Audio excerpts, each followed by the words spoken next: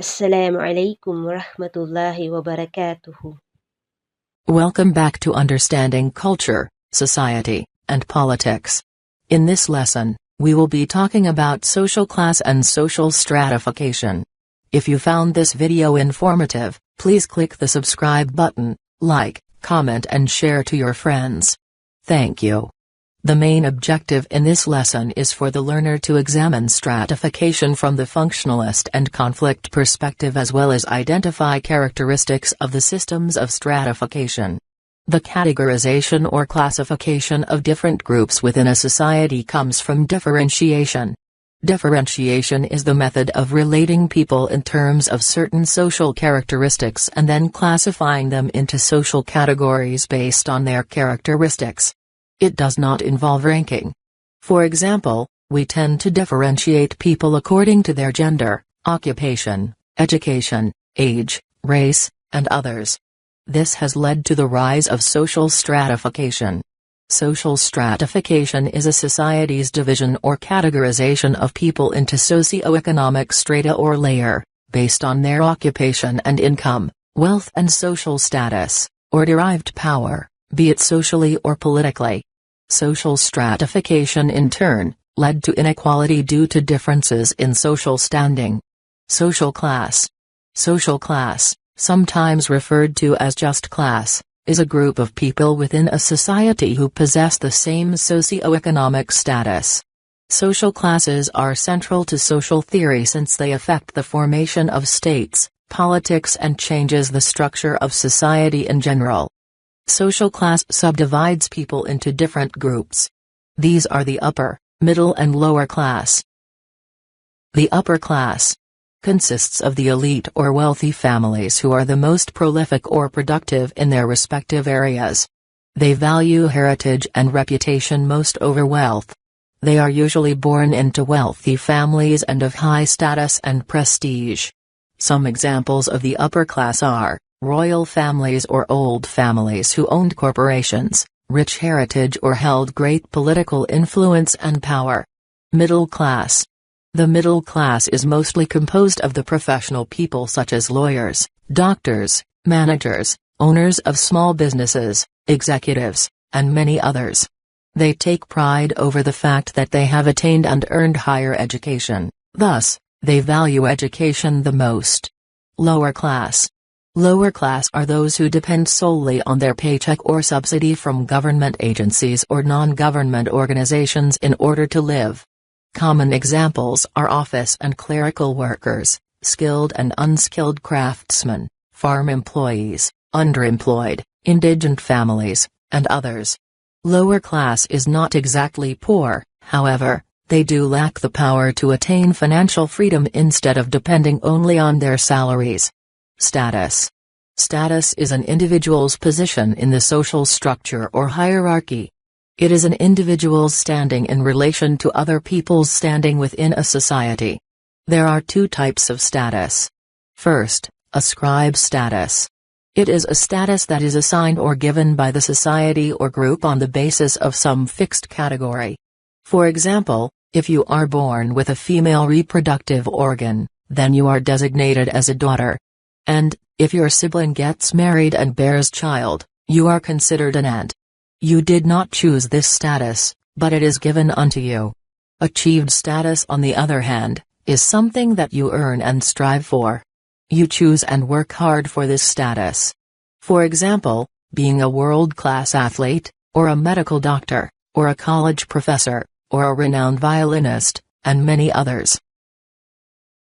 Prestige and esteem. These two terms are used interchangeably. However, based on the definitions they have, prestige refers to the evaluation of status. It does not apply directly to you as a person, but to the social category to which you belong to. For example, being neurosurgeon brings a person prestige, especially since there are only a few who specializes in this area and does a very good job at it. Esteem, on the other hand, refers to the assessment of our role behavior. It is the regard in which a person is held by other people based on how well that person carries out his or her role in the society. Going back to the neurosurgeon example, people will have high regard to a neurosurgeon who contributes greatly to the field, and if he or she has positive feedback from most of his or her patients and colleagues. In this example, you can say that this person is an esteemed neurosurgeon. Social mobility is the act of moving from one social status to another in a system of social hierarchy or stratification. If such movement involves a change in position, but within the same social class, then it is called horizontal mobility. For example, a high school teacher gets promoted from a teacher 1 position to a teacher 3. He might have been promoted, but he is still in the same social class. If the movement involves a change in social class, this is what we refer to as vertical mobility. It can either be an upward mobility, or downward mobility. For example, a royal prince marries a non-royal girl, then that girl moves from the lower class onto the upper class. That is an upward mobility. Another example, if a huge business tycoon who owns numerous corporations suddenly gets bankrupt and ends up becoming an average employee with a minimum wage, then that is a move from the upper class to the lower class, and that is downward mobility. Mobility certainly happens and is quite normal within a society. But there is a social stratification system that does not allow this change. Let's talk about systems of stratification. Systems of stratification. There are different types of systems of stratification.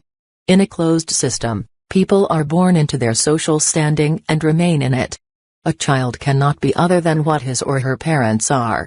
For example, if you are born into a peasant's family, then you will be recognized as a peasant yourself. This type of system imposes rigid boundaries among social groups, which causes limited interactions among different social groups or people who occupy different levels in social hierarchy. Open system, on the other hand, is more free. Individuals can change social class within the society and are free to earn education or employment other than what their parents have been. This provides more flexible social roles and increased social mobility. Interactions among members of different social groups are also allowed. As you may have noticed, Philippines have an open system. Stories of people who went rags to riches is common here in our country. And individuals are encouraged to try and earn higher education in order to get better employment or start their own business. Caste system. This system is quite resistant to change in social roles. That is why people who are born in poor families remain poor for the rest of their lives. People can do little or nothing to change their social standing.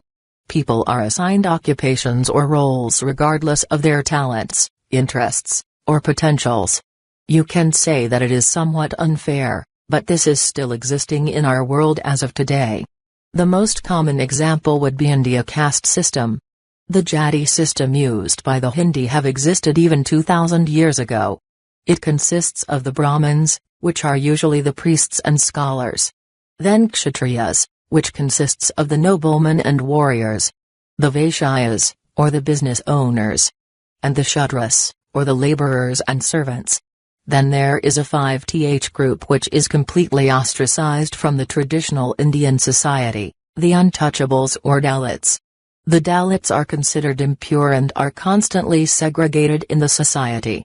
They are usually given the most atrocious jobs such as cleaning the sewers.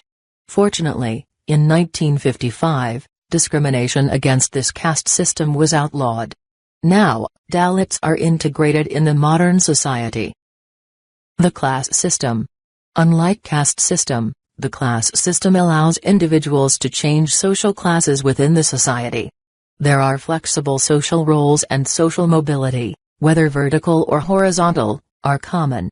Interactions among different social groups are allowed and it is not politically nor religiously defined.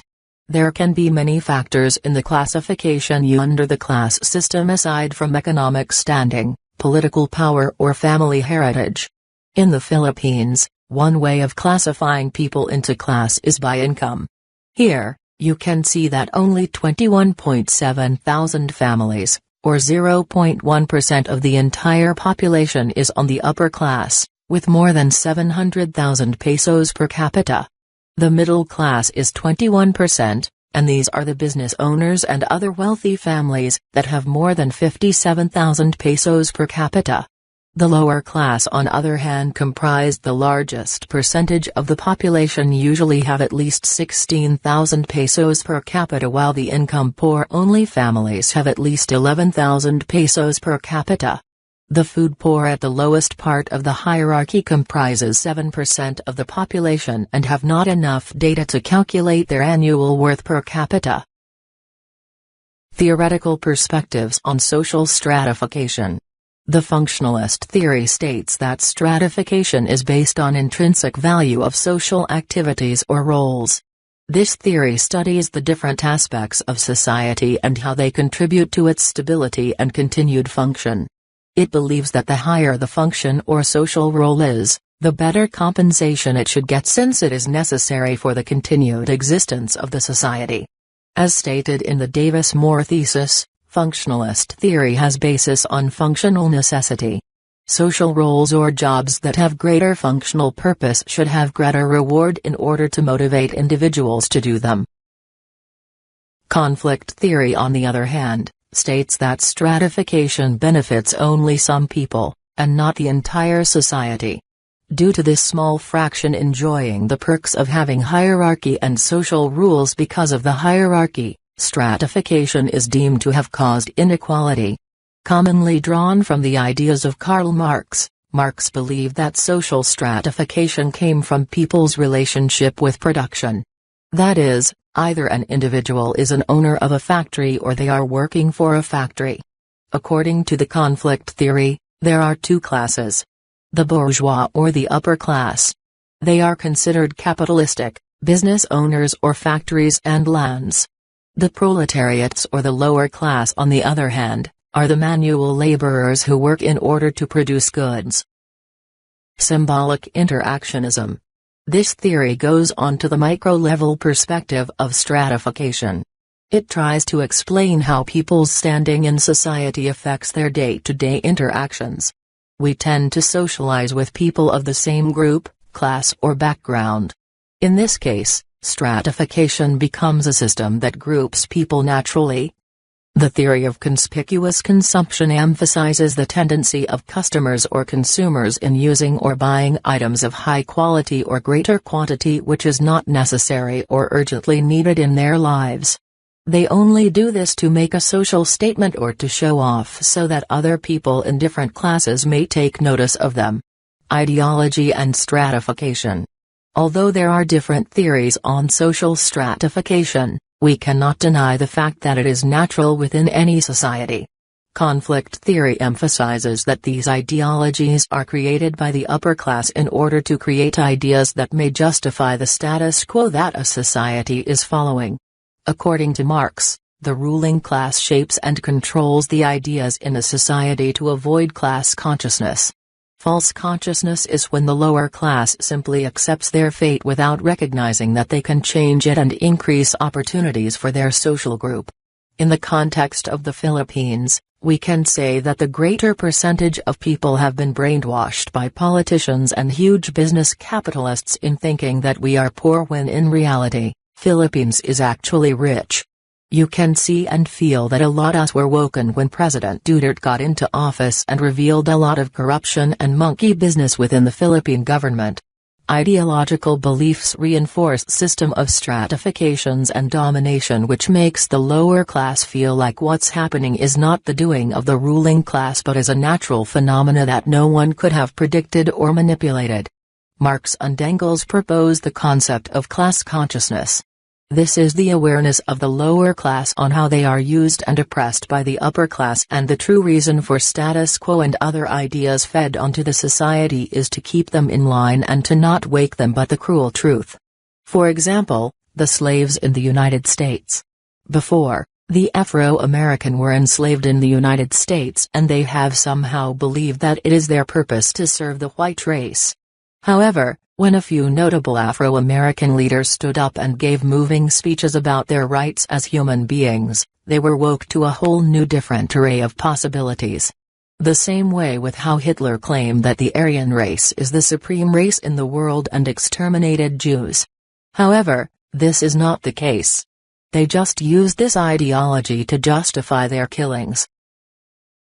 Thank you for watching. In the next lesson, we will talk about social inequality. See you there.